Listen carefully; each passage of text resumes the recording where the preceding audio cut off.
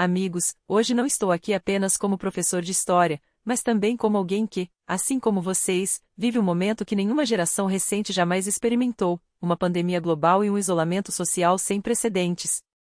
E é justamente sobre as grandes epidemias que assombraram a humanidade que vamos falar agora. Porque, acreditem, já enfrentamos pragas muito piores do que essa, e entender como elas surgiram, como lutamos contra elas e, acima de tudo, como elas transformaram o mundo pode nos dar lições valiosas para os dias de hoje. Tudo começa com a primeira pandemia oficialmente registrada, a peste de Justiniano, que recebeu esse nome em homenagem ao imperador bizantino da época. Tudo começou no Egito, em 541, e se espalhou como fogo pelas rotas comerciais do Mediterrâneo. Mas o que veio antes desse pesadelo?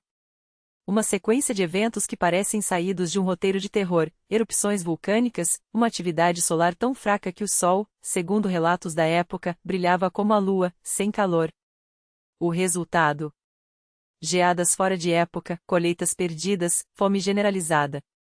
E, como se não bastasse, outras doenças já graçavam pela região, hanseníase, varíola, até que, finalmente, chegou a peste. E o que tornava essa doença tão aterradora? Os relatos são arrepiantes. Jovens saudáveis, cheios de vida, eram atingidos de repente, febre alta, calafrios, delírios. Alguns morriam instantaneamente, como fulminados. Outros desenvolviam manchas negras na pele, vômito com sangue, ou então inchaços doloridos, os chamados ambubões, nas virilhas, axilas ou atrás das orelhas. Em muitos casos, esses inchaços apodreciam, levando à morte e em outros, supuravam, e o doente, milagrosamente, sobrevivia. Havia ainda aqueles que perdiam a fala, temporária ou permanentemente, como se a doença roubasse não só a vida, mas também a voz. Imagine agora Constantinopla, o coração do Império Bizantino, dominada por essa praga. A medicina da época? Praticamente inexistente. Os médicos não sabiam o que fazer, o imperador não tinha respostas, e ninguém falava em isolamento ou tratamentos eficazes. As pessoas caíam como moscas. Os túmulos familiares lotavam, os corpos se amontoavam nas ruas, e ninguém mais tinha forças para enterrá-los. E o pior, essa peste não durou meses, nem alguns anos, que ela se arrastou por 2 séculos, com surtos recorrentes, sendo os primeiros 60 anos os mais devastadores. Como a humanidade sobreviveu a isso? É difícil até de imaginar. O mais intrigante é que, mesmo sem contato direto com os doentes, médicos e serventes também adoeciam. Ninguém entendia como a doença se espalhava, hoje sabemos que as pulgas eram as grandes vilãs. Enquanto isso, a sociedade entrava em colapso. Uns culpavam o imperador, dizendo que um espírito maligno o assombrava, outros, que Deus havia se voltado contra os homens por seus pecados. O bispo João de Éfeso descreveu o sol como uma sombra pálida, sem brilho, enquanto secas e terremotos castigavam a terra. Para eles, era claro, a natureza estava em fúria, e a peste era apenas mais um castigo divino. E as pessoas? Agiam como se o mundo estivesse acabando, porque, de certa forma, estava. Não havia mais rituais fúnebres, os corpos eram jogados em valas comuns, lançados do alto das muralhas da cidade ou até mesmo abandonados nas ruas. Em Constantinopla, morriam milhares por dia. Os poucos que ainda tinham forças para cavar covas acabavam sucumbindo também. Alguns, desesperados, atiravam os entes queridos do alto dos telhados, como se fossem lixo. Os obituários. Esquecidos. O luto? Substituído pela luta pela própria sobrevivência. Os números são estarrecedores, estimativas falam em 50 a 100 milhões de mortos. Para a época, era um genocídio em câmera lenta. E o pior é que ninguém fazia nada para conter. Não havia restrições de viagem, não havia quarentena, não havia coordenação entre as províncias. As pessoas seguiam se misturando, viajando, espalhando a doença de Persépolis à Gália, da Ásia à Europa. A peste chegou até a Irlanda, e sim, tão longe quanto se possa imaginar.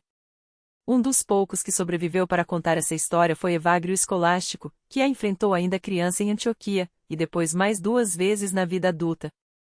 Seu relato é um dos poucos que restaram desse período sombrio, um lembrete de que, mesmo nas piores crises, sempre há quem resista.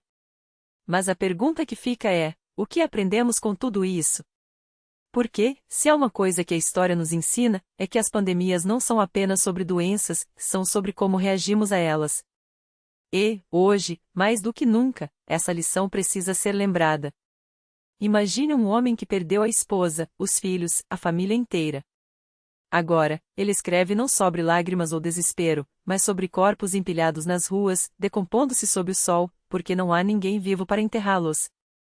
Casas grandes e pequenas se transformam em tumbas improvisadas. Navios no meio do mar, sem tripulação, continuam à deriva como fantasmas barcos que, de repente, se tornam cemitérios flutuantes, carregando apenas cadáveres. Um espetáculo macabro, embarcações sem rumo, com velas rasgadas pelo vento, deslizando pelas ondas como se o próprio mar recusasse absorver tamanha tragédia. Era assim que o século VI recebia seus holandeses voadores a medievais navios com equipes mortas, condenados a vagar eternamente. Foi nesse contexto de horror que surgiram os primeiros lazaretos.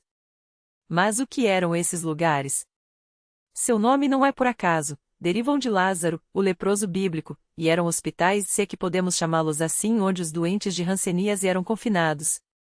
A lepra, na Idade Média, não era apenas uma doença, era uma maldição visível.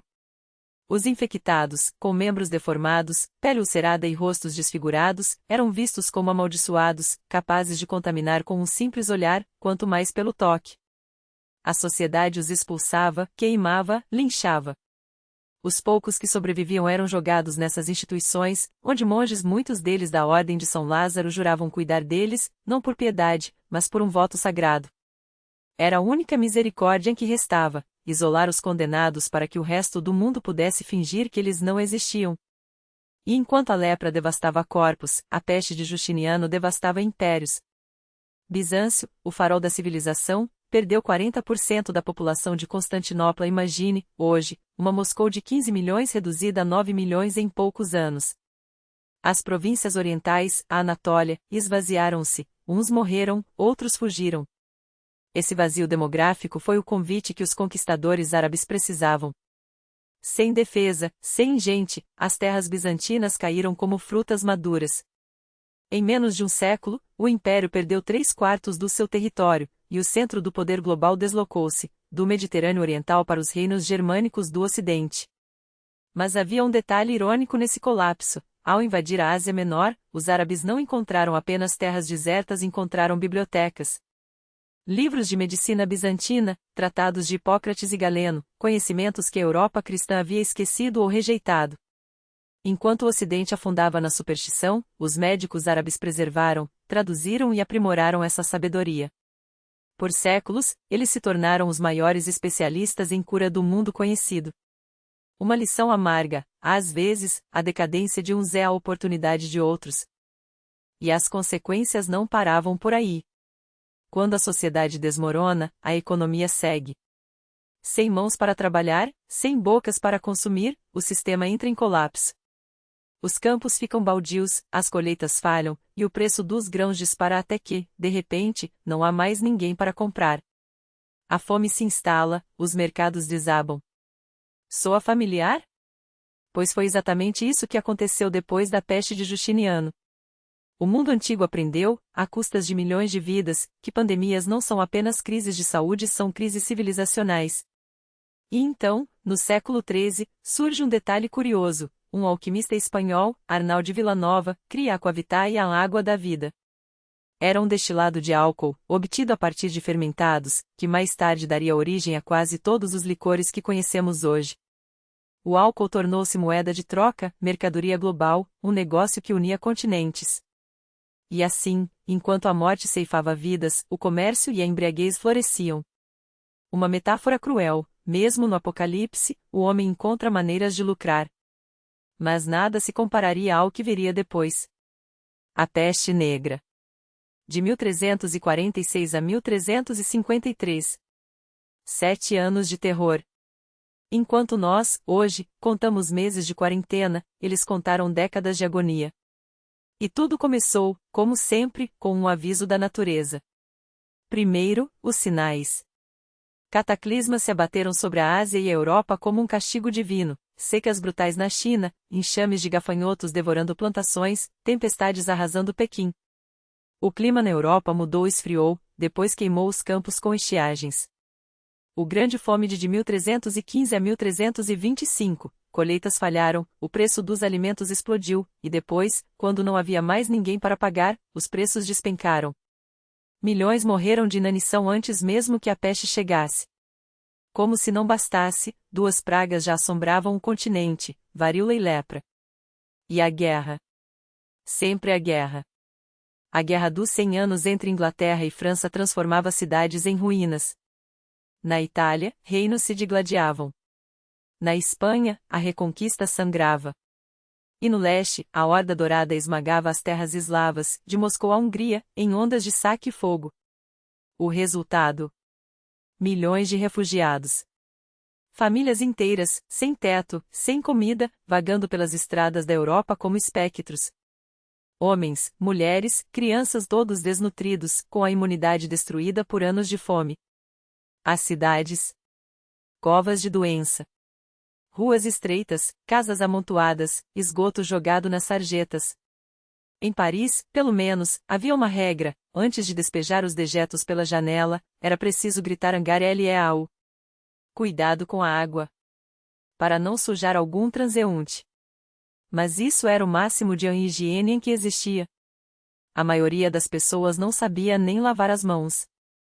Para os camponeses, medicina era sinônimo de superstição. Passar uma corda de cavalo no pescoço do doente, queimar ervas amágicas, ou piada macabra compartilhar piolhos como sinal de amizade. Sim, eles trocavam parasitas como prova de afeto. Em suma, o cenário perfeito para a peste. E ela não demoraria a chegar. Tudo começou em 1320, nas estepes da Mongólia. Os suricatos, aqueles pequenos roedores da estepe, acordaram de sua hibernação, mas não para anunciar a primavera. Eles carregavam algo muito pior, Yersinia pestis, a bactéria da peste. A seca e a fome os empurraram para perto dos assentamentos humanos. Para os mongóis, a carne de suricato era uma delicadeza. Eles os caçavam, os comiam, e, sem saber, ingiram a morte. De lá, a bactéria seguiu dois caminhos: o exército mongol, que espalhava a doença por onde passava, e a rota da seda, onde mercadores carregavam não só sedas e especiarias, mas também pulgas infectadas. A China foi a primeira a cair um golpe tão violento que alguns historiadores acreditam que metade da população morreu. E então, como um tsunami de horror, a morte negra avançou para o ocidente. Por que a negra? Porque os corpos dos infectados escureciam antes de apodrecer. Manchas roxas, quase pretas, se espalhavam pela pele, como se a própria sombra da morte os reivindicasse. E em poucos dias, eles estavam mortos. Mas isso era só o começo. A cena era tão macabra que parecia sair de um pesadelo acordado. Os corpos não estavam apenas carbonizados, estavam transformados, como se uma força obscura os tivesse retorcido em algo quase irreconhecível. A pele enegrecida, os membros inchados, os olhos arregalados em um último espasmo de terror. Não era apenas a morte, era uma profanação. Por isso lhe deram esse nome Morte Negra, porque ela não matava, ela desfigurava, deixava para trás um rastro de horror que marcava até a memória daqueles que sobreviviam para contar. E o primeiro golpe foi contra a China. 1330, em apenas uma década, a província de Hebei perdeu 90% de sua população. 1331, a mesma sentença para Hunan, 9 em cada 10 almas apagadas. A peste, como um predador insaciável, devorou o Império do Meio antes de saltar para a Índia em 1335, onde arrasou entre 50% e 70% dos vivos, um massacre tão brutal que os números ainda hoje parecem irreais. Vietnã, Coreia, Tailândia, Camboja, todos escaparam. Exceto a China. E a Japão, que, em pânico, fechou suas fronteiras, enviou médicos espiões para investigar o caos além mar e, por um milagre de isolamento, conseguiu se salvar. Enquanto isso, a Europa ainda ria. Sim, ria.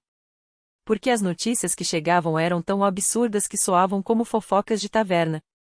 Na Ásia, dizem, há uma doença que mata em 2 dias. Alguns juram que são miasmas venenosos saindo da terra, outros que é castigo divino, chove pedras, raios caem do céu, cobras e sapos infestam as ruas. Os genoveses, sempre bem informados, contavam as histórias entre goles de vinho, enquanto os europeus balançavam a cabeça, incrédulos. Lendas de bêbados, pensavam. Até que 1338 chegou, e a Morte Negra pisou no lago Issyk-Kul. De lá, ela avançou como um exército invisível. 1341, Samarcanda. 1346, a Horda Dourada, onde ceifou 40% da população. E então, o Crimeia. 85.000 mortos em um único golpe. Foi ali, naquele pedaço de terra entre a Ásia e a Europa, que o destino do Ocidente foi selado. Há duas versões sobre como a praga entrou na Europa. A primeira, a mais simples, a mais cruel, é que foram os próprios genoveses quem a trouxeram.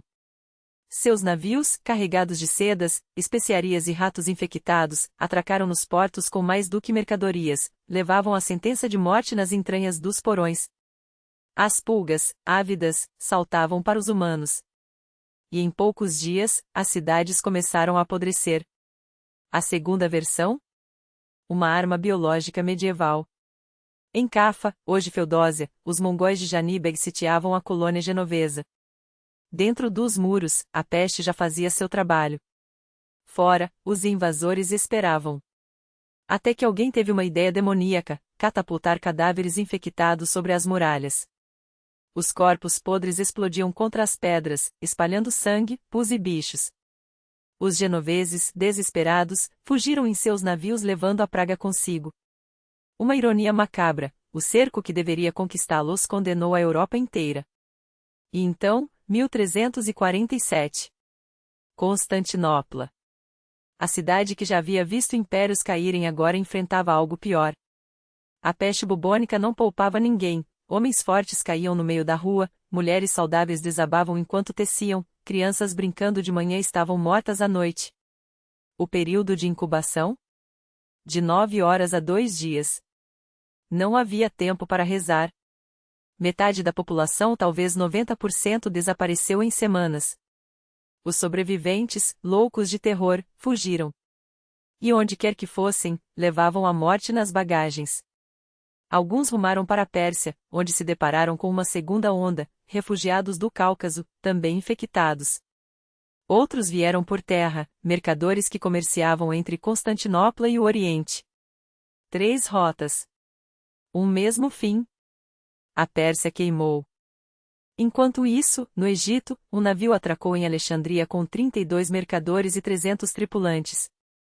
Só 2 mercadores e 40 homens chegaram vivos. Em 2 dias, todos estavam mortos. E a praga, agora, devorava o vale do Nilo. Só a areia escaldante do Saara deteve, nem mesmo as pulgas e ratos conseguiam atravessar aquele deserto infernal. Mas a Europa? A Europa estava perdida. Em outubro de 1347, os navios genoveses, alguns com tripulantes ainda vivos, outros como navios fantasma com cadáveres ao leme, chegaram à Sicília. Atracaram em Messina. Em 4 dias, a cidade estava condenada. Os moribundos tentaram fugir para Catânia, mas os portões se fecharam. Nenhum refúgio, nenhuma comida, nenhuma água. Não adiantou. Catânia ardeu em febre e sangue. A partir daí, a Morte Negra correu. Novembro de 1347, Marseille. Dezembro, Gênova. 1348, Veneza. Avinhão, onde o Papa, refugiado de Roma, assistiu impotente enquanto sua nova casa se transformava em um cemitério a céu aberto. Os mercadores, sempre eles, levaram a praga para Maiorca, que virou um túmulo flutuante. E então, a Itália recebeu o golpe final. Pisa. Toscana. Florença. O coração do Renascimento parou de bater. Foi em meio àquele inferno que Boccaccio, refugiado com um grupo de jovens em uma vila nos arredores, escreveu a Decameron, as 100 histórias contadas para esquecer, por alguns instantes, o cheiro de carne podre nas ruas. Enquanto isso, a praga saltava para a Espanha. Barcelona foi a primeira. 2 nobres caíram, Alfonso X de Castela e Leonor de Aragão. A realeza não estava imune. Do outro lado do mapa, a Síria e a Palestina eram engolidas. Damasco virou um esqueleto de cidade.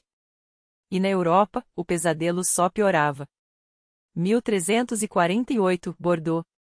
Uma epidemia tão violenta que os corpos se amontoavam nas calçadas, não havia caixões, não havia quem os enterrasse. Rouen, na Normandia, quase desapareceu. Paris viu uma estrela brilhante riscar o céu, um presságio. Em 2 semanas e meia, a cidade desabou. Os mortos eram tantos que ninguém mais os contava. E então, agosto de 1348. A Inglaterra sentiu o primeiro arrepio. 2 portos foram atingidos, Bristol e Southampton. A praga subiu em direção a Londres. Eduardo III, o rei, declarou com arrogância britânica: Deus e os bravos ingleses protegerão esta cidade. Como se a morte negra respeitasse fronteiras. A rainha Filipa foi levada às pressas para o campo. O resto? Esperou. Porque os ingleses, então como agora, achavam que estavam a salvo.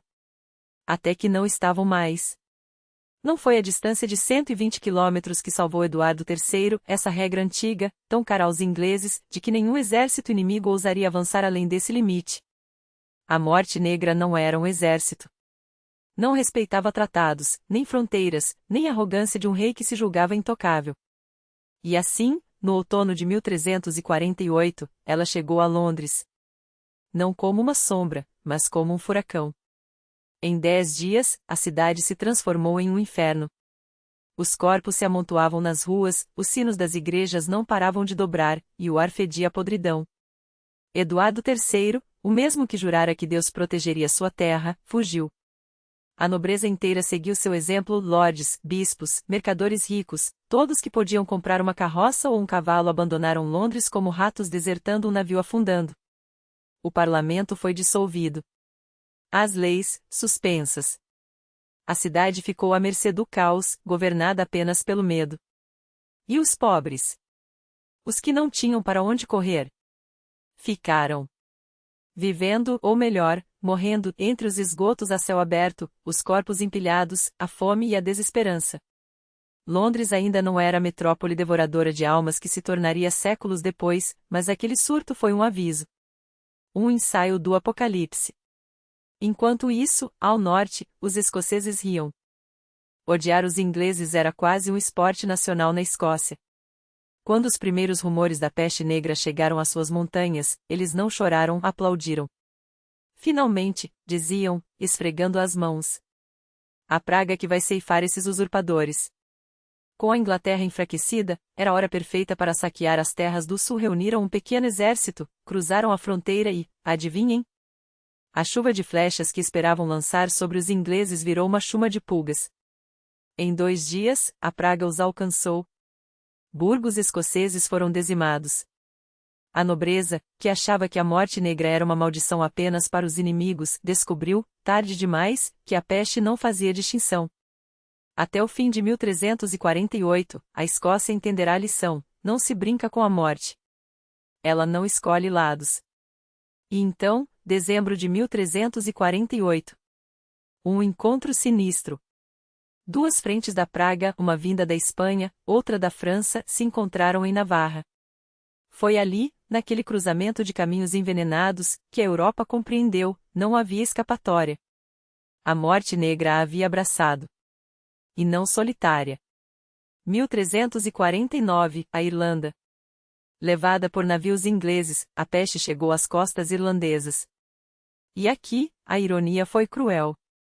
Os invasores ingleses, trancados em seus castelos de pedra, caíram como moscas. Os irlandeses, espalhados pelas aldeias, sobreviviam. Para eles, a chuva negra não era um castigo, era justiça. Os deuses estão nos libertando, sussurravam, enquanto os lordes ingleses apodreciam em suas torres. A cada castelo abandonado, a cada família nobre extinta, os irlandeses batiam palmas. A praga, para eles, não era uma tragédia. Era uma revolução. Mas a morte negra não pararia por aí. Escandinávia, 1349. Dinamarca, Suécia, Noruega, o horror se espalhou como fogo em palha seca. Os povos do norte, já aterrorizados, buscaram explicações. E, como sempre, encontraram bodes expiatórios. São os miasmas dos pântanos, gritavam uns. São os judeus envenenando os poços, uivavam outros. E assim, enquanto a peste ceifava milhares, as fogueiras começaram a queimar. Judeus foram massacrados em nome da purificação. Todos menos na Finlândia. Ninguém sabe por quê. A Finlândia, misteriosamente, resistiu. Não havia lógica, nem distância, nem clima, nem costumes explicavam. Alguns diziam que os finlandeses espantavam a praga com rituais, queimando bonecos de palha em carroças, batendo em tambores de ferro, gritando para as montanhas. Outros juravam que era a baixa densidade populacional. Ou talvez a morte negra simplesmente não quisesse ir até lá. Ainda. Porque, anos depois, ela voltaria. A Boêmia, por um tempo, também se salvou. Mas não por muito. 1350, Páscoa em Roma. O Papa, exilado em Avignon, não estava presente, mas 2,5 milhões de peregrinos se amontoaram na cidade eterna. 2,5 milhões de almas devotas, ajoelhadas, rezando por salvação. 2,5 milhões de hospedeiros perfeitos. Quando partiram, apenas uma fração voltou para casa. Os outros tornaram-se alimento para a praga. E a praga, insaciável, seguiu viagens. 1353, Islândia. Groenlândia. Os últimos redutos. Os navios chegavam com tripulações mortas, ancorando como fantasmas nas baías geladas. As colônias vikings na Groenlândia, já enfraquecidas, ruíram. Nunca mais se recuperariam. A economia desabou. Os sobreviventes, poucos, olhavam para o horizonte e perguntavam: até onde ela irá? Até onde puder. A morte negra parou apenas quando não havia mais ninguém para matar ou quando o deserto, o gelo ou o oceano a impediam. A África, além do Saara, ficou intocada. As estepes selvagens da Ásia Central, também. E a América? Ainda não. Ainda não. Mas como ela agia? Como se espalhava? Ah, isso todos já sabiam, mesmo que não entendessem. As pulgas. Os ratos. As roupas infectadas, os corpos apodrecendo nas ruas, o ar viciado. O calor acelerava a morte e o frio, às vezes, a retardava. 6 horas. 9 dias. Esse era o tempo entre o primeiro calafrio e o último suspiro. 98% de mortalidade. Febre incessante. Bubões, inchaços negros e doloridos explodindo como bombas nos linfonodos. E então, o fim. E a medicina? Risível. Sangrias. Ventosas. Cortar os bubões com facas sem esterilizar, na esperança de que o pus, ao jorrar, levasse a doença embora. Às vezes levava o paciente, junto. Ervas queimadas para purificar o ar. Corpos de sapos secos amarrados às pernas. Banhos de vinagre. Rezas. Feitiços. Os médicos, desesperados, recomendavam uma coisa acima de todas: fujam. Mas para onde? A Europa inteira ardia. Não havia refúgio. Então, restava magia. Adivinhações. Amuletos. Agulhas cravadas em partes íntimas do corpo, sim, isso era um tratamento. Sacrifícios. E, é claro, os doutores da peste. Ah, os doutores da peste. Aqueles fantasmas de capas negras e máscaras de bico, que até hoje assombram o Halloween e os carnavais de Veneza. Não eram médicos. Eram algo entre carrascos e charlatães. Apareceram no final do século XVI, quando a Europa, traumatizada, tentou se preparar para o retorno da praga. O traje? Uma armadura contra o horror. Couro encerado da cabeça aos pés. Luvas. Botas. Um chapéu de aba larga.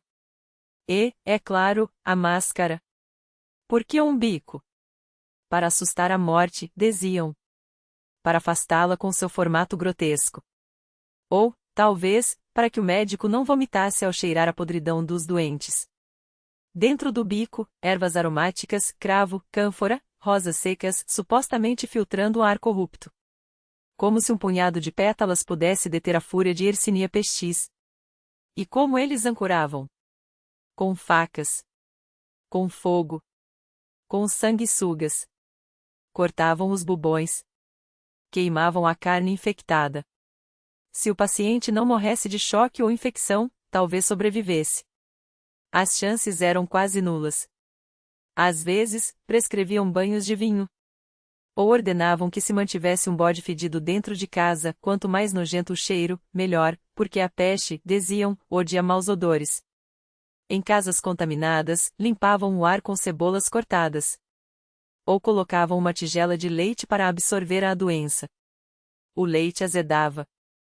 Os doentes morriam do mesmo jeito. A única prescrição que fazia sentido? Corram. Mas para onde, quando o mundo inteiro estava doente? E então surgia aquele médico. Não um salvador, mas uma figura que, só de ser avistada, fazia o coração gelar antes mesmo que a peste o alcançasse. Uma máscara em formato de bico de corvo, longa e sinuosa, como se o próprio inferno tivesse cuspido seu mensageiro sobre a terra. Por que um bico? Porque o ar estava podre e não era metáfora. As ruas fediam a carne apodrecendo ao sol, a mistura de excremento, sangue e o doce aromático, imortal, cheiro da decomposição. Respirar era como sorver veneno. Então, o doutor da peste enfiava o nariz naquele bico recheado de ervas aromáticas, lavanda, menta, cânfora, tudo que pudesse talvez filtrar o miasma que, acreditava-se, carregava a doença. Era o primeiro respirador da história. E também o primeiro fracasso espetacular. Porque, vejam bem, do lado de fora da máscara, o ar passava pelas ervas e chegava um pouco menos fétido, mas não menos letal. Do lado de dentro, porém, o médico exalava o próprio veneno, alho. Montanhas de alho, consumido em quantidades que fariam até um vampiro desistir da imortalidade. O cheiro era tão forte que, sem a máscara, o pobre diabo intoxicaria os pacientes antes que a peste o fizesse. Então, o bico servia para duas coisas: assustar a morte como se ela, impressionada com o visual, desistisse de ceifar almas e, 2, evitar que o hálito do médico matasse mais rápido que a praga. E ainda havia os buracos. Pequenos orifícios estratégicos, como se o designer da máscara tivesse pensado, bom, se ele vai sufocar mesmo, que ao menos o ar podre escape por aqui. Era, em essência, o avô distorcido dos respiradores modernos, um equipamento que não salvava ninguém, mas dava a ilusão de que algo estava sendo feito. Os óculos de vidro, embaçados pelo suor e pelo medo, protegiam os olhos do médico. Como se a peste fosse entrar pela retina. Como se, ao ver a devastação, ele não estivesse condenado de qualquer jeito. E mesmo assim, eles morriam. Como moscas. Como todos os outros. Porque a máscara não era um escudo. Era um teatro. Um disfarce para encenar a farsa de que a humanidade tinha algum controle sobre o caos. Hoje, nós a usamos em carnaval, como piada macabra. Mas na época, não havia riso que não fosse histérico, não havia brincadeira que não fosse um grito de desespero disfarçado. E quando o doutor da peste não chegava a tempo, ou simplesmente não chegava, o povo recorria ao que restava, a magia do absurdo. Amuletos de prata cheios de mercúrio, para envenenar o portador antes que a peste o fizesse. Bolsinhas com arsênico, porque, claro, nada diz a proteção divina como o metal que corrói a carne. Sacerdotes que, em segredo, penduravam no pescoço ao lado do crucifixo essas relíquias tóxicas, como se Deus e a química pudessem dividir o mesmo altar. E havia a mão real, a crença de que o toque de um monarca curava a peste. Reis como Luís XIII, que, após ancorar um doente com um toque cerimonioso, lavavam as mãos com água, vinagre e flores de laranja, como se a higiene simbólica pudesse lavar a inevitabilidade da morte. Não podia. O próprio Luís XIII quase morreu da doença em 1610. Outras soluções? Espalhavam sapos secos pelas casas para sugar o veneno. Esmagavam patas de rã e as colocavam sobre os bubões, como se anfíbios mortos fossem aspiradores de praga. Ou então, queimavam cordas usadas para medir casas contaminadas, transformando-as em pavios de velas, porque, é claro, o fogo purificador ia queimar a peste para fora do ar, não queimava. Só deixava a cidade cheirando a cera derretida e desesperança. E as flores? Ah, as flores! Levavam-nas como talismãs, convencidos de que o perfume afugentaria a morte. Como se a peste fosse um amante rejeitado, ofendido por rosas. Ou então trancafiavam-se em casa, porque se a porta estiver fechada, a peste não entra, como se a doença não fosse um vírus, mas um ladrão que só ataca por convite. Quando nada disso funcionava, e nunca funcionava, restava o método mais antigo do mundo: culpar alguém. Primeiro, os leprosos. Queimaram leprosários, envenenaram poços, exterminaram doentes como se a praga fosse um castigo por sua própria existência. Não adiantou. Então, vieram os judeus. Uma carta interceptada na Aquitânia, provavelmente forjada, prova que eles conspiravam com os turcos para envenenar os cristãos em troca de Jerusalém. O resultado: pogroms. Famílias inteiras queimadas vivas, crianças arrancadas dos braços das mães, sinagogas reduzidas a cinzas. Judeus se trancavam em casas e ateavam fogo a si mesmos antes que a multidão os fizesse em pedaços. Tudo em nome de uma mentira. Tudo em vão. Depois, os cães. Porque, é claro, os cães também transmitiam a peste, ou assim diziam. Então, cortavam os animais ao meio e jogavam seus restos pelas ruas, como se a carniça fosse um antídoto. Não era. Só atraía mais ratos. E os mortos? Ah, os mortos não tinham direito à sepultura. Enterrá-los era trabalho para condenados, escravos, a escória da sociedade, homens com rostos cobertos, que entravam nas cidades não para salvar, mas para roubar. Violavam cadáveres em busca de joias, vendiam mulheres sobreviventes como escravas, saqueavam casas abandonadas. A peste não só matava, ela revelava o pior da humanidade. Enquanto isso, a igreja engordava. Doações a mosteiros dispararam, 17 milhões de florins, uma fortuna construída sobre o medo. Nobres deixavam heranças inteiras para abades, como se a salvação pudesse ser comprada em moeda de ouro. Mas quando as orações não funcionavam, e nunca funcionavam, a fé virava revolta. Sacerdotes eram espancados. Igrejas, saqueadas.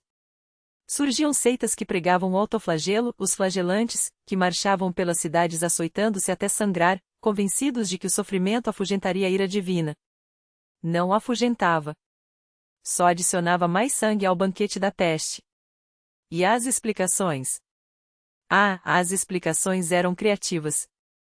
Em alguns lugares, diziam que a peste era castigo pelos botins de bico pontudo, moda da época, como se Deus fosse um estilista frustrado. Na Inglaterra, culpavam as mulheres e seus vestidos franceses demasiado justos, e o fato de que usavam rabos de raposa para disfarçar a indecência. Como se a teta apertada fosse mais pecaminosa que a podridão nas ruas. A verdade? Ninguém sabia. Ninguém entendia. A medicina era um palpite sangrento. A religião, um bilhete de loteria para o além. E a humanidade, presa entre a superstição e a crueldade, fazia o único que restava: gritar no escuro e esperar que, dessa vez, alguém, qualquer um, o ouvisse. Enquanto a Europa se contorcia em sua própria agonia, surgiam cenas que pareciam saídas de um delírio coletivo. Não eram os flagelantes, não eram seitas organizadas, era algo mais primitivo, mais visceral. Milhares de pessoas, como marionetes de um deus louco, dançavam até o esgotamento. Saltavam, gritavam, cantavam, giravam em círculos até desmaiar. Mulheres grávidas caíam no chão, crianças desfaleciam, adultos se arrastavam como bêbados sem vinho. Não havia lógica, não havia ritual, apenas o corpo em revolta contra a ideia de que a morte poderia ser silenciosa. Era o caos como oração, o desespero como liturgia. E, claro, nada disso salvava ninguém. Porque a verdade crua é que não havia salvação. Nem Deus, nem sangue, nem danças frenéticas, nem chicotes rasgando a carne. Os reis não sabiam, os bispos não sabiam, os amédicos com suas sanguessugas e astrologia não sabiam. Os corpos se amontoavam mais rápido do que as preces podiam subir. E enquanto o continente apodrecia, os poucos que ainda tinham poder, aqueles que não haviam caído de joelhos ou corrido para os bosques, tentavam, pela primeira vez na história, fazer alguma coisa. E então veio Veneza. Não por acaso, mas por necessidade. A República Sereníssima, essa rainha do comércio e da trapaça, entendeu antes de todos que a peste não era um castigo divino, mas um incêndio que podia e que devia ser contido. Enquanto outras cidades se afogavam em procissões e promessas, Veneza agiu. Dividiu a cidade em setores. Proibiu os rituais públicos daqueles espetáculos macabros em que famílias arrastavam caixões pelas ruas, uivando sua dor como se o luto fosse um teatro. Não mais. Os mortos agora eram recolhidos por esquadrões em gondolas negras, que deslizavam pelos canais gritando: entreguem-nos seus mortos. Os corpos iam parar no lazareto, a ilha da peste, onde eram enterrados em valas comuns ou queimados antes que o miasma, aquele ar envenenado que, acreditavam, espalhava a doença, pudesse contaminar mais almas. E o mais radical, o quarantena. 40 giorni. 40 dias. O mesmo número que Cristo jejuou no deserto, o mesmo número que Noé aguardou as águas baixarem. 40 dias de espera obrigatória para qualquer navio que chegasse ao porto, qualquer mercadoria, qualquer alma suspeita. 40 dias de isolamento, de observação, de terror contido. Quem ousasse burlar a regra tinha suas mercadorias queimadas e, não raro, a si mesmo jogado ao mar. Os taverneiros que vendessem álcool, esse remédio que só acelerava a dissolução, viam suas barricas esvaziadas nos canais, as tábuas arrancadas a machadadas. Veneza tentava até controlar os preços, distribuir comida aos pobres, evitar que a fome se juntasse à peste como um segundo cavaleiro do Apocalipse. Funcionou? Parcialmente. 40% da população morreu mesmo assim. Mas Veneza não desabou. E, mais importante, seu método, esse conjunto de medidas brutais, impopulares e necessárias, viraria o manual de sobrevivência para a Europa que ainda viria. Porque a peste não era só uma doença. Era um espelho. E o que ela refletia era o colapso de um mundo. Quando um quarto da população desaparece, não são só corpos que apodrecem, é a própria ordem das coisas. Terras sem donos, colheitas podres nos campos, moedas que não valem o metal de que são feitas. Os senhores feudais, acostumados a explorar camponeses como gado, de repente se viam sem ninguém para explorar. E os que sobreviviam, aqueles que enterravam seus mortos e voltavam aos campos, descobriam algo revolucionário: eles valiam mais. Muito mais. Um dia de trabalho que antes custava 7 florins agora exigia 19, 24. Servos viravam negociantes. Camponesas compravam sedas. Carpinteiros comiam carne nos dias de semana. A aristocracia uivava, eles perderam o juízo. Mas a verdade era outra: o mundo tinha virado de cabeça para baixo, e os de baixo, pela primeira vez, tinham alavanca. A mecanização começou a engatinhar, não por bondade, mas por necessidade. Se não havia braços, que as máquinas o substituíssem. Se a igreja não podia explicar por que Deus permitirá aquilo, que a razão tentasse. Se os senhores não podiam mais esmagar os pobres com impostos, que os pobres aprendessem a ler, a contar, a exigir. A peste negra não destruiu a Europa. Ela a reinventou. E enquanto os sobreviventes ainda tossiam sangue, enquanto os lobos uivavam sobre aldeias abandonadas, enquanto os últimos flagelantes se açoitavam em praças vazias, algo novo nascia nas cinzas, a semente de um mundo onde o dinheiro falava mais alto que a espada, onde as cidades engoliriam os feudos, onde um homem poderia ser mais do que o filho de seu pai. Mas a peste não havia terminado. Ela apenas dormia. E, como todo pesadelo, voltaria. Sempre voltava. E nas paredes das casas marcadas com cruzes vermelhas, escreviam uma frase que era um grito desesperado ao céu: Senhor, tende piedade de nós. Quem fosse trancafiado dentro daquelas 4 paredes estava, na prática, condenado. Ninguém chegava com comida. Ninguém trazia remédios. Os mortos eram recolhidos apenas à noite, quando brigadas especiais percorriam as ruas em carroças rangentes, impossíveis de ignorar não pela visão, afinal, quem ousaria espiar pela fresta da janela? Mas pelo som. A cada parada, ecoava a mesma frase gelada, repetida como um mantra macabro: tragam os vossos mortos. Corpos eram empilhados nas carroças, transportados para valas comuns, e lá, durante o que chamavam de a cerimônia, não sei que uma palavra tão nobre podia descrever aquele ritual de horror, um sino especial soava por 45 minutos. Não era um dobrar de finados. Era um aviso. Um lembrete de que as regras, se não fossem seguidas, fariam de todos aqueles ainda vivos os próximos a serem carregados. Não havia espaço para enterros dignos. Os mortos eram dispostos em camadas, como lenha em uma fogueira, até 5 corpos de profundidade. As crianças, essas eram colocadas aos pés dos adultos, como se até na morte devessem ocupar menos espaço. E assim a terra se enchia, enquanto a cidade se esvaziava. Mas o verdadeiro golpes contra Londres não vieram apenas da peste. Vieram da ignorância. Naquele ano, mais de 200 mil gatos foram exterminados. Por quê? Porque, na cegueira do medo, culpavam os felinos pela propagação da doença. Não sabiam, como não sabiam tantíssimas coisas, que as verdadeiras mensageiras da morte eram as ratos, agora livres para se multiplicar sem predadores. E onde havia ratos, havia pulgas. E onde havia pulgas, a peste negra voltava a dançar. Até que, em 1666, o fogo veio. Não como um castigo, mas como uma purgação. Londres ardeu, e com ela ardaram os esconderijos das ratos, os focos da praga, os últimos suspiros da grande peste. O incêndio destruiu a cidade, mas, ironicamente, salvou o que restava dela. Porque às vezes a destruição é o único antídoto contra o apocalipse. E enquanto a Europa ainda se lambia das feridas, a Rússia recebia seu próprio aviso. Moscou, 1771. A peste não chegará sozinha. Veio nas botas dos soldados que voltavam da guerra contra os otomanos, trazendo nas veias não só a exaustão da batalha, mas algo muito pior. Veio também nas caravanas de comerciantes, entre fardos de seda e lã, tecidos que escondiam mais do que fios escondiam a morte.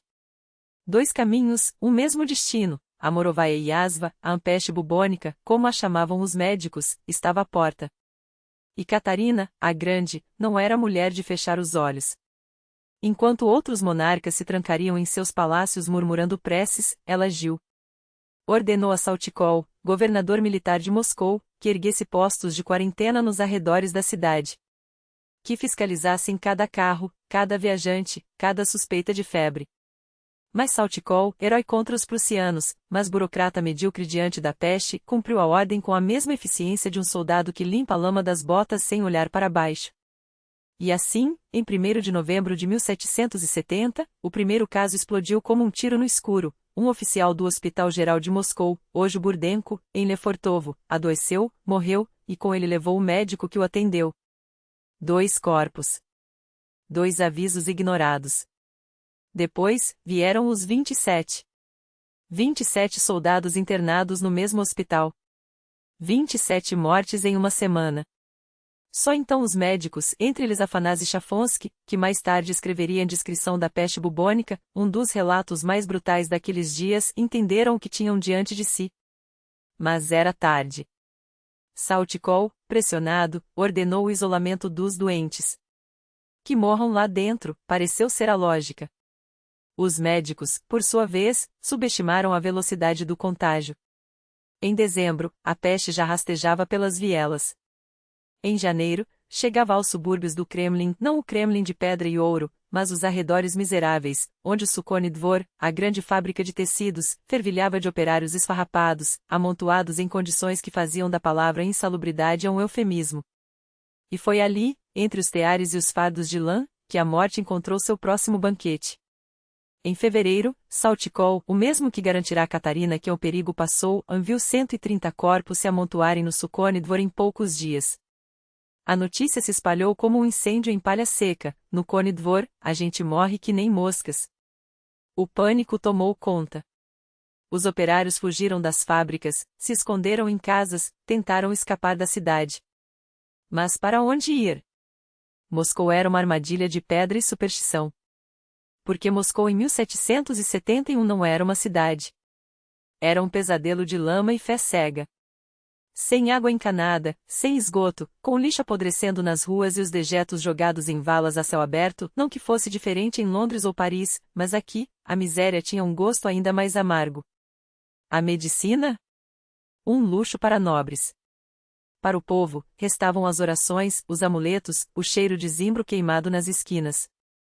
E, acima de tudo, o medo dos doutores alemães, aqueles que, nos postos de quarentena, eram acusados de envenenar os russos. Os alemães nos matam nos lazaretos, gritavam. Queimem Junípero, mas não entrem nos hospitais. A desconfiança era tão profunda que, quando a peste apertava, as pessoas preferiam morrer em casa a se entregarem aos médicos, afinal, quem entra no lazareto não sai vivo.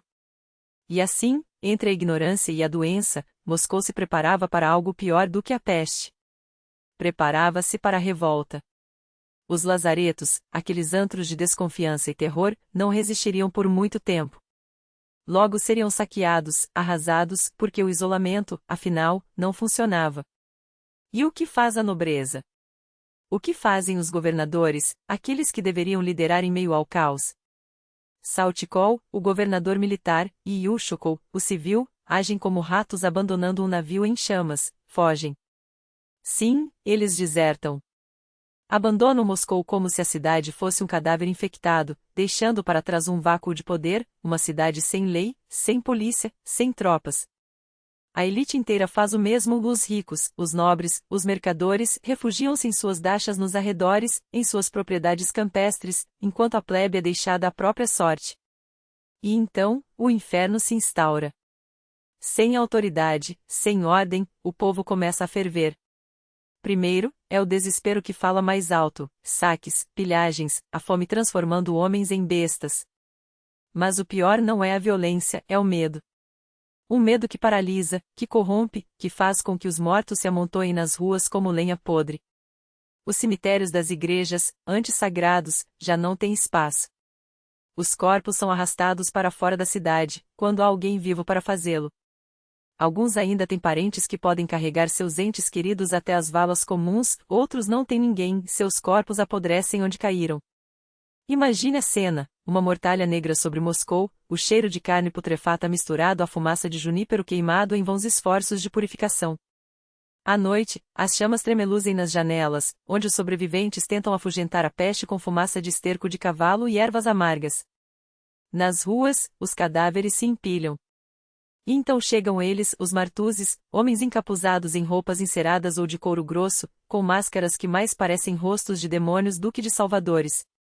Armados com ganchos longos, arrastam os mortos das casas sem sequer tocá-los, jogando-os em carroças como sacos de grãos podres. As carroças não dão conta. Os Martuzes começam a morrer também, porque a peste não poupa nem seus algozes. É quando as autoridades, em um ato de desesperada ironia, libertam os piores criminosos, assassinos condenados à prisão perpétua e lhes oferecem um perdão em troca de trabalho, tornar-se Martuzes, arrastar cadáveres, limpar o lixo humano que a cidade se tornou. Alguns aceitam, outros formam bandos, aproveitando-se do caos para saquear o que resta.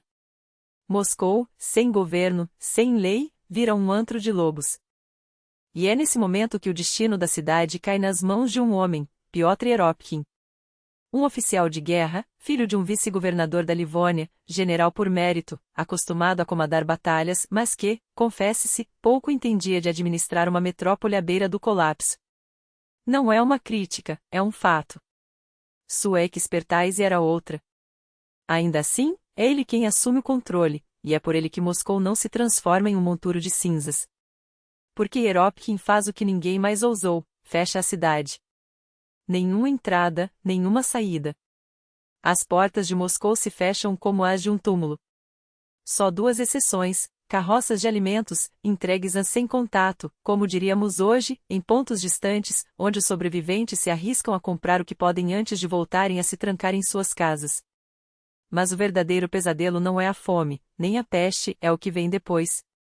Porque a imperatriz Catarina, a Grande, em São Petersburgo, observa tudo de longe, com um único pensamento: a peste não pode chegar à capital. A corte deve permanecer intocada, o império deve continuar de pé. E enquanto os moscovitas apodrecem, a soberana calcula seus próximos passos. E Eropkin tenta, à sua maneira, conter o caos.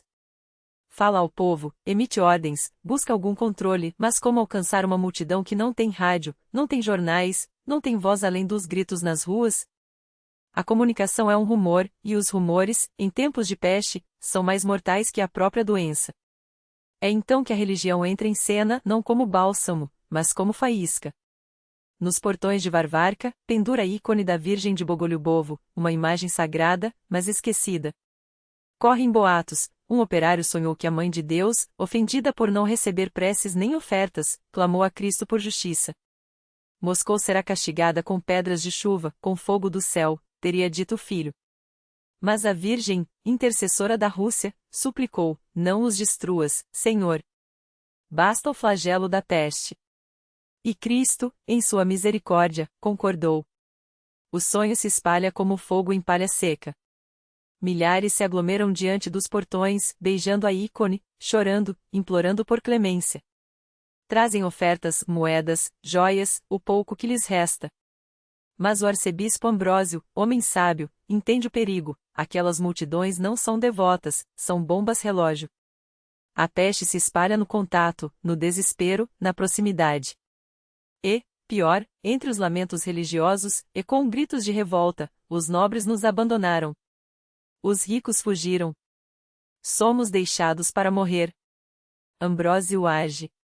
Retira a ícone dos portões, leva-a para a igreja de São Cirilo, lacra as doações. Para o povo, é uma traição. Roubaram nossa protetora. Roubaram nossas esmolas. A fúria cresce como uma onda. 15 de setembro. A multidão retorna aos portões de Varvarka e encontra o vazio. A ícone sumiu. O que resta é a certeza de que foram enganados, saqueados, abandonados pelos céus e pela terra. O sino do toque de rebate soa. 10.000 almas se levantam. Não há quem as pare. Hieropkin, com seus poucos homens, tenta conter a maré humana. É inútil. A turba avança, rumo ao Kremlin, para saquear o símbolo do poder que os traiu. No dia seguinte, 16 de setembro, a fúria se volta contra as mansões dos nobres, os armazéns dos mercadores. Tudo é pilhado, tudo é queimado. Justiça? Não. Sobrevivência. Mas a multidão não para por aí. Os lazaretos, aqueles antros de morte onde, diziam, os alemães envenenavam russos, são invadidos. Os doentes são libertados, os médicos, linchados. Nenhum russo deve morrer nas mãos deles. Uma prisão é atacada, tentam soltar os presos, mas, por algum motivo, falham. Resta um último alvo. Um homem que, aos olhos do povo, é o grande responsável por tudo, o arcebispo Ambrósio. Onde está ele? Escondido no mosteiro de Donskoi, como um covarde. A multidão avança. E aqui, meu caro leitor, a história mostra o que há de mais nobre e terrível na alma russa. Eis que surge não um santo, não um anjo, mas um homem possuído por uma fúria que só a história russa conhece em sua plenitude. O que faz ele? Irrompe no mosteiro de Donskoi como um furacão de ódio e desespero. Encontra o arcebispo Ambrósio, não para julgá-lo, não para interrogar, para destruí-lo. Os punhos se ergueram, as pedras voaram, o sangue jorrou. Matam-no. Saqueiam o mosteiro. E, como se a loucura não bastasse, tentam atear fogo às santas paredes, como se quisessem apagar até a memória daqueles muros. Mas a fúria não se contenta com uma única vítima. A multidão, agora ebria de violência e do gosto amargo do sangue, divide-se como um rio envenenado. Uma parte, frustrada por não ter tomado o mosteiro, volta-se contra os palácios dos ricos, porque a riqueza, afinal, sempre foi o primeiro pecado aos olhos do desgraçado. Portas são arrombadas, baús esvaziados, tapeçarias rasgadas. O ouro brilha por um instante nas mãos sujas antes de ser enterrado ou perdido na orgia do saque. A segunda onda, porém, tem um destino ainda mais sinistro, o Kremlin. E é lá, entre as muralhas que já viram tantos impérios nascer e cair, que o povo encontra seu verdadeiro tesouro. Não coroas, não cetros, barris de vinho. As tampas são arrebentadas a machadadas, o líquido rubro escorre como uma bênção profana. E então, meu caro leitor, a Rússia mostra seu rosto mais cruel e mais trágico. O homem que ontem clamava por justiça, hoje afoga seus demônios na bebida. E, bêbado, torna-se ainda mais monstruoso. As ruas do Kremlin transformam-se em um abatedouro. Gritos, risadas, gemidos. A revolta já não tem causa, nem líder, só tem sede. Sede de vinho, sede de sangue. É nesse momento que entra em cena. Com apenas 130 soldados, uma força irrisória diante da maré humana que inunda a fortaleza, ele avança. Não como um carrasco, mas como um homem que ainda acredita na ordem. Envia um negociador. Tenta falar. Mas como argumentar com uma multidão que já fez pacto com o vinho e a loucura? O emissário é apedrejado até quase a morte, salvo por milagre. Não hesita. Dá a ordem que nenhum comandante quer dar, corte-os. Atirem. E assim, sob o crepúsculo sangrento de 16 de setembro, o Kremlin é limpo. Não com água benta, mas com chumbo e aço. Corpos caem, o vinho mistura-se ao sangue nas pedras antigas. A noite chega, e com ela, um silêncio pesado. Mas a fúria não acabou. Ao amanhecer do dia 17, o povo acorda, se é que essa palavra serve para descrever o despertar de uma besta ferida, e percebe: o verdadeiro inimigo não era Ambrósio. Era o homem que ousou levantar a mão contra eles. As turbas marcham para suas câmaras, mas ele já não está lá. A raiva, então, volta-se contra o que resta: fogo. As casas dos nobres são incendiadas. As chamas lambem os telhados como línguas de dragões vingativos. Moscou arde não pela peste, mas pela fúria de seus próprios filhos. E é então que o regimento de Velikij Luki entra na cidade. 850 homens, leais à ordem. A balança pende. Exausto mas implacável, oferece uma última chance: dispersem-se. Voltem para suas casas. Alguns obedecem, arrastando os pés, os olhos ainda vidrados pelo vinho e pela carnificina. Outros, os mais teimosos, os que foram expulsos do Kremlin, refugiam-se no mosteiro de Donskoi, o mesmo onde tudo começou. De lá, atiram pedras, paus, tudo o que encontram. Gritam impropérios, desafiam a morte. Quem sabe que não há mais negociação possível? Após horas de tensão, dá a ordem final: carteada. Os canhões rugem. Os corpos são ceifados como trigo sob a foice. As estimativas variam, alguns falam em 100 mortos, outros em 600. Mas os números pouco importam. O que importa é o cheiro de pólvora misturado ao fedor da peste, o silenciamento dos últimos gritos de revolta. Moscou, finalmente, está pacificada. E é nesse momento, quando o pó assentou e os sobreviventes olham em torno como sonâmbulos, que algo se quebra em. Não é o corpo, endurecido por anos de batalha, mas a alma. Ele viu demais: a peste, a traição, a crueldade de seu próprio povo. Escreve a imperatriz, sua soberana, sua última esperança: perdoai-me, vossa majestade. Afoguei-me em sangue. Peço minha demissão. Catarina, a grande, sábia como poucas, não o abandona. Envia-lhe a ordem de afastamento, com a data em branco, para que ele mesmo decida quando partir. Condecora-o com a ordem de Santo André, o mais alto prêmio do império, e uma fortuna, 20.000 rublos. Uma recompensa que poucos heróis russos receberam em sua história. Assim termina o motim da peste. Mas não termina a história da praga. Porque enquanto os corpos ainda apodrecem nas ruas e o cheiro da morte paira sobre a cidade, outro drama se desenrola não nos campos de batalha, mas nos leitos dos doentes, nos laboratórios improvisados, nas mãos daqueles que tentam, contra todas as probabilidades, salvar Moscou. Mas Grigori Orlov não era um homem de palavras vazias. Enquanto outros se perdiam em teorias ou em discursos pomposos, ele agia com a precisão de um general que sabe que cada minuto perdido custa vidas. Seu primeiro ato? Reunir não apenas médicos, mas os melhores médicos, aqueles cujas mãos tremiam menos diante da morte e cujos diagnósticos cortavam a essência do problema como uma lâmina cirúrgica.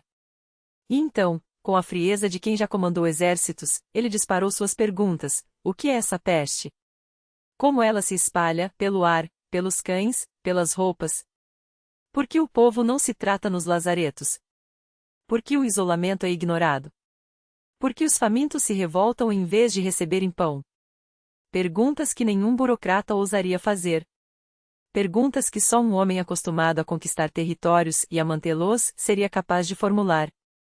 E Orlov não esperou respostas. Ele agiu. Moscou foi dividida em 27 distritos militares, cada um sob um comandante responsável. Não era mais uma cidade, era um campo de batalha onde o inimigo era invisível, mas não menos letal. Paralelamente, enquanto os tribunais julgaram Vasily Andreev, o fanático que assassinou o arcebispo com excrementos, acreditando purificar a terra, Orlov já traçava sua estratégia sanitária. Proibiu os funerais dentro da cidade.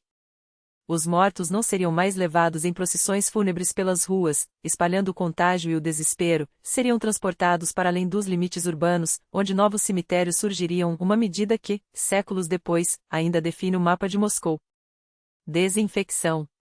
Casas eram queimadas com enxofre, ruas lavadas com vinagre, roupas queimadas. Ele próprio percorria os lazaretos, verificando se os mais pobres, operários, camponeses, mendigos, recebiam comida, água limpa, cuidados. E onde falhavam os médicos, falhavam também os chefes dos hospitais. Orlov não tolerava negligência. Mas sua genialidade estava em entender o que outros ignoravam: a peste não era apenas uma doença, era uma consequência da fome, da miséria, do caos. Então, ele atacou a raiz.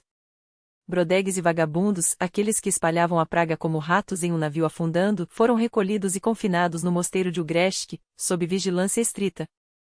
Os que podiam trabalhar foram postos em obras públicas, a construção do valo da colégio, uma muralha de terra que cercaria a cidade. 15 copeques por dia para os homens, 10 para as mulheres. Dinheiro que significava pão. Que significava ordem. Guarnições reforçadas nas entradas da cidade.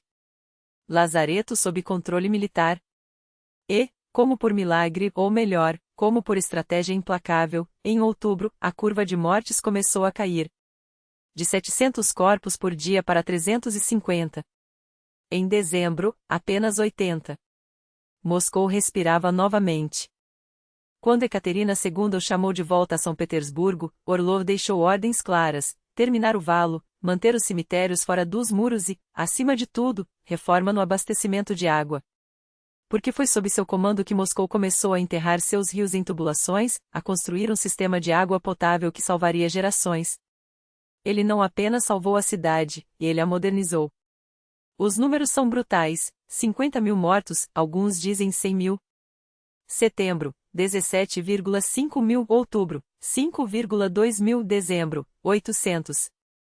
Uma carnificina. Mas uma carnificina contida. Porque a peste não ultrapassou Moscou. Não se alastrou pela Rússia como um incêndio na estepe. E isso, mais do que medalhas ou arcos triunfais, como que Ekaterina ergueu em Tsarskoye Seló, com a inscrição Orlov nos livrou da desgraça, foi seu verdadeiro legado. Enquanto isso, outro flagelo já se aproximava. A cólera. Chegada da Pérsia em 1830, trazida por soldados que lutaram contra os turcos, ela invadiria a Rússia como uma onda negra. Primeiro em Tiflis, depois Astrakhan, Baku, até infectar metade do império. E, mais uma vez, o povo, esmagado por preços altos, escassez e quarentenas brutais, se revoltaria. Porque quando a fome e a doença se unem, até o mais paciente dos camponeses vira um rebelde. Os remédios da época? Sangrias, mercúrio, banhos de álcool e água gelada. Pacientes eram despidos, jogados em barris de água congelante e esfregados até a pele arder.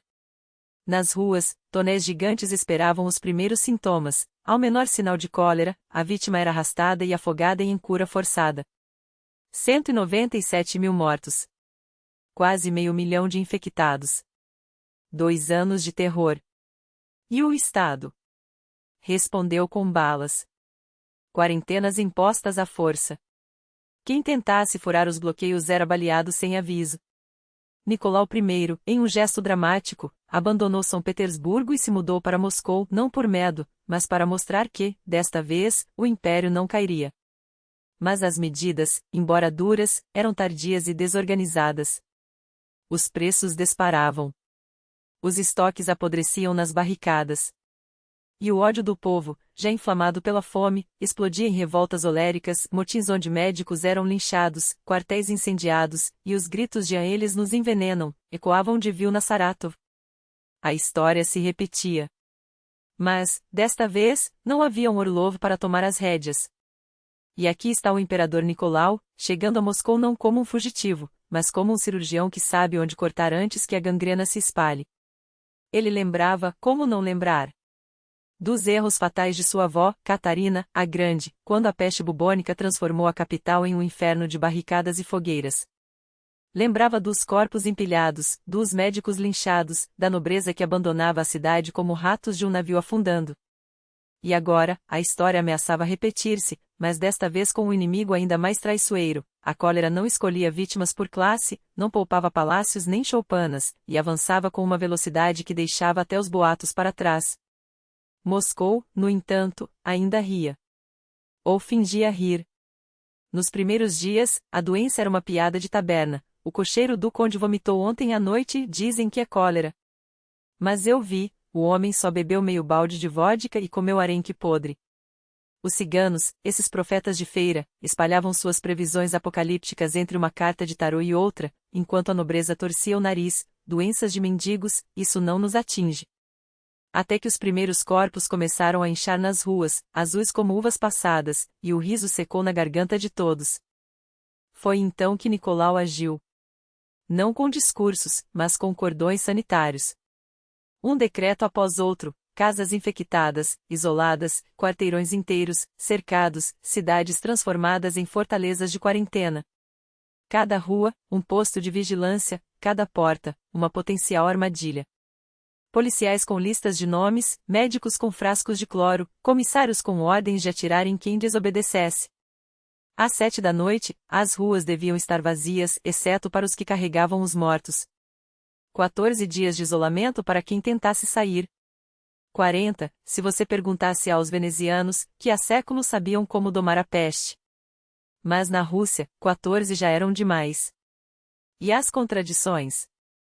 Ah, as contradições eram o tempero dessa sopa amarga. Proibia-se água suja, mas onde arrumar água limpa se os canos não existiam? Proibia-se morar em cortiços imundos, mas onde mais um camponês sem terra iria dormir se não em porões úmidos, amontoado com outros 5? Proibia-se o desespero, a preguiça moral, como se o medo pudesse ser decretado fora da lei. Os burocratas, esses alquimistas do absurdo, escreviam regulamentos que nem eles mesmos conseguiram seguir. Não beba cerveja jovem, mas o que restava ao trabalhador senão o fermentado barato que o deixava esquecer, por algumas horas, que sua família poderia estar apodrecendo na cama ao lado. A economia engasgou. O comércio parou. As fronteiras entre as províncias fecharam-se como portas de tumba. Os preços subiram, os estoques apodreceram, e o dinheiro valia menos a cada semana. Os ricos fugiram para suas dachas, os pobres amaldiçoavam o czar entre dentes, e os soldados, aqueles mesmos que haviam esmagado a revolta polonesa, agora carregavam a cólera de volta para Varsóvia como um troféu envenenado.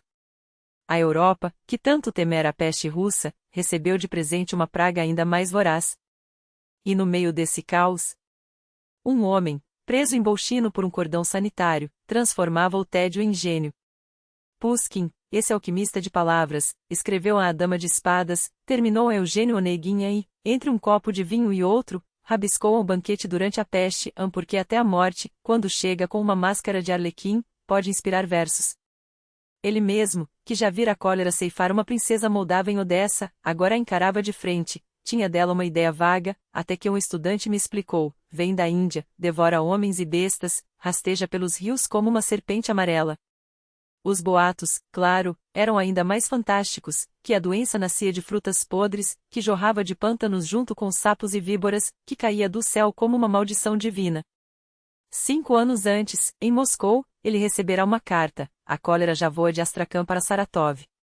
Não escapará de nós. Partiu para sua propriedade em Nizhny com a indiferença de quem já dançou com a morte ou com a indiferença de um russo, que prefere confiar no destino, e em uma boa dose de vodka, a viver de joelhos.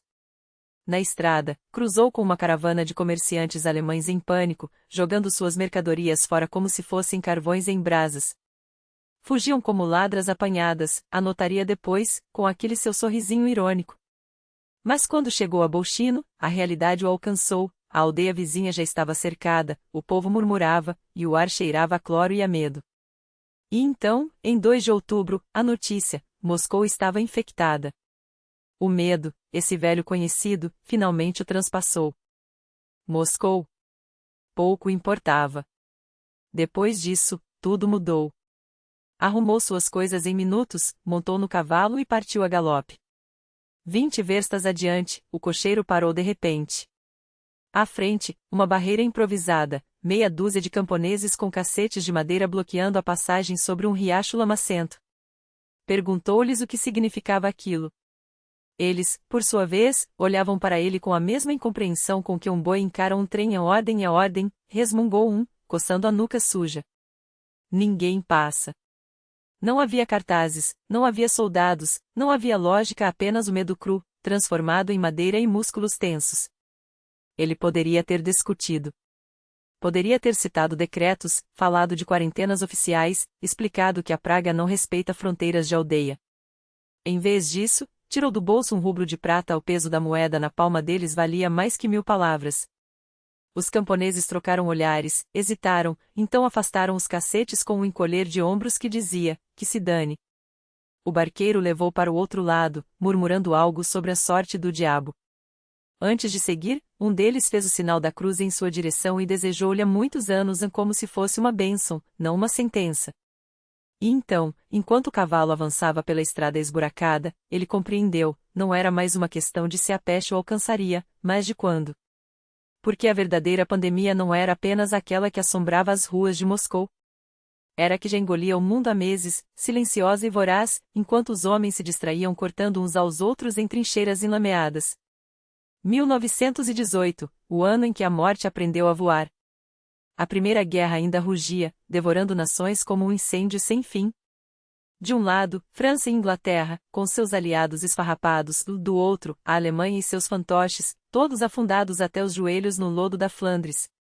A Europa era um cadáver ambulante, economias desmoronadas, cidades famintas, hospitais que mais pareciam abatedouros. E foi nesse palco de horror que a gripe espanhola fez sua entrada não com um tropel, mas com um sussurro. Um soldado que tossia em um hospital de campanha. Um marinheiro que desmaiava no convés de um navio. Uma criança que queimava de febre em um casebre de Barcelona. Por que a espanhola? Ironia pura. A Espanha, neutra na guerra, não tinha censura militar para abafar as notícias. Enquanto jornais franceses, britânicos e alemães omitiam os surtos para preservar o moral das tropas, Madrid gritava a verdade: o rei Alfonso XIII estava de cama, 39% da população infectada, ruas transformadas em necrotérios improvisados. Mas o primeiro grito veio de outro lugar, um acampamento britânico em Étaples, França, onde a doença explodiu como uma granada. De lá, espalhou-se como fogo em palha seca. Por quê? Porque o mundo, pela primeira vez, era rápido. Navios transatlânticos, trens a vapor, dirigíveis nas veias da globalização, que antes levavam progresso, agora bombeavam pestilência. Em abril de 1918, um soldado americano em Kansas adoeceu. Ao anoitecer, 400 companheiros o acompanhavam no hospital. Em semanas, a gripe dançava de costa a costa. Só escapou um punhado de indígenas na Amazônia, isolados como ilhas em um oceano de contágio. E o povo? Ah, o povo inventou. Os alemães juravam que era arma biológica dos aliados. Os americanos, que a Bayer envenenava o AAS. Russos sussurravam sobre rituais judeus envenenando poços. Em Nova York, um joalheiro garantia: diamantes afastam a doença. Seu gato, coberto de pedras preciosas, nunca adoecia. Coincidência? Governos? Alguns tentaram. Filadélfia ignorou os avisos e realizou um desfile militar pela moral. Resultado: hospitais lotados, cadáveres empilhados. São Francisco fechou tudo: bares, escolas, até o contato visual parecia proibido. Mas quando a economia gemeu, o business venceu. As máscaras foram jogadas fora. A gripe voltou com fúria. Os números? Um pesadelo estatístico. Entre 17 e 100 milhões de mortos, ninguém sabe ao certo. 550 milhões infectados, ou 29% da humanidade. Em 18 meses, a espanhola ceifou mais que a guerra, a peste negra e o holocausto juntos. E tinha um detalhe macabro: preferia os jovens. Soldados de 20 anos, mães de 30, artistas como Klein e Pirosmani, todos caíram como moscas. Sobreviveram, por capricho do vírus, figuras como Munch, o grito eterno, Kafka, a metamorfose da doença, e um certo bolchevique chamado Sverdlov, que trouxe a praga de volta para Moscou em sua própria bagagem. A ciência só decifraria o código do vírus em 1997, graças a uma mulher enterrada no permafrost do Alasca. Sua gordura preservou os pulmões como uma cápsula do tempo. Descobriu-se então que a espanhola era prima do vírus da gripe suína, que voltaria a assombrar o mundo décadas depois. Outra lição? O verão não a deteve. Enquanto todos acreditavam que o calor mataria o inimigo invisível, ela ria, espalhando-se sob o sol de julho como se fosse primavera. E assim, Entre a guerra e a peste, a humanidade aprendeu ou deveria ter aprendido que nenhum exército, nenhuma fronteira, nenhum diamante ou oração detém um vírus quando ele decide dançar. A espanhola foi apenas o primeiro aviso. O mundo, distraidamente, não ouviu. Assim soava o eco da pandemia mais aterradora já registrada pela história, a gripe espanhola. Um nome que, ironicamente, carrega mais medo do que qualquer outro surto que se seguiu. E não foi por acaso que escolhi começar por ela neste breve mergulho pelas pragas que assombraram nosso planeta. Claro, poderíamos falar do H1N1, da SARS, ou até mesmo da misteriosa pneumonia atípica que, como um ladrão noturno, roubou vidas em silêncio.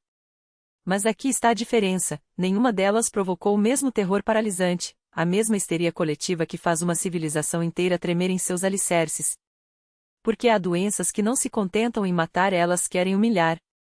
Elas não se limitam a ceifar os frágeis, atacam indistintamente, derrubando reis e mendigos no mesmo suspiro. Paralisam economias como um golpe de martelo, transformam ruas movimentadas em desertos de medo e deixam sociedades inteiras à beira de um colapso existencial, onde cada tosse se torna uma sentença e cada notícia, um prenúncio de fim. A espanhola fez isso. A peste negra também. E é esse o padrão que nos assombra quando o mundo se vê, mais uma vez, à mercê de um inimigo microscópico. Hoje, muitos dizem que estamos no limiar de uma nova era ou talvez no meio dela. O coronavírus ainda ronda, teimoso, como um convidado indesejado que se recusa a ir embora. Na Rússia, como em tantos outros lugares, os dias de quarentena se arrastam, as máscaras ainda marcam nossos rostos, e a sombra da doença continua a se estender, lenta mas implacável. E é fácil, nessas horas, sucumbir ao desespero. Afinal, quando a noite parece interminável, como acreditar que o amanhecer virá? Mas aqui está a verdade que a história grita para quem quiser ouvir: a humanidade já venceu monstros muito piores.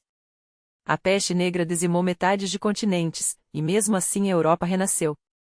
A gripe espanhola transformou cidades em necrópolis, e ainda assim aqui estamos, um século depois, contando sua história. Não houve depopulação. Não houve fim. Houve, sim, cicatrizes profundas, doloridas, mas também houve ressurreição. E é isso que nos aguarda agora. Sim, os próximos meses serão duros. As notícias continuarão a oscilar entre esperança e alarme, os números subirão e cairão como ondas em uma tempestade. Mas quando este pesadelo passar, e ele passará, você vai se pegar, no verão que vem, revendo vídeos antigos, rindo incrédulo: será que tudo aquilo realmente aconteceu conosco? Porque é assim que funciona: o medo esmaece, as feridas cicatrizam, e o que hoje parece insuportável amanhã será apenas mais uma história para contar. Então, enquanto o mundo ainda tremula, lembre-se: as noites mais escuras precedem as alvoradas mais brilhantes. Nós já sobrevivemos ao impensável. Vamos sobreviver a isto também. E quando sairmos deste túnel, e sairemos, seremos mais fortes, mais sábios, e, acima de tudo, vivos. Até lá, cuide-se. A história não termina aqui. Ela nem sequer está perto do fim. E o melhor capítulo ainda está por ser escrito. Por nós.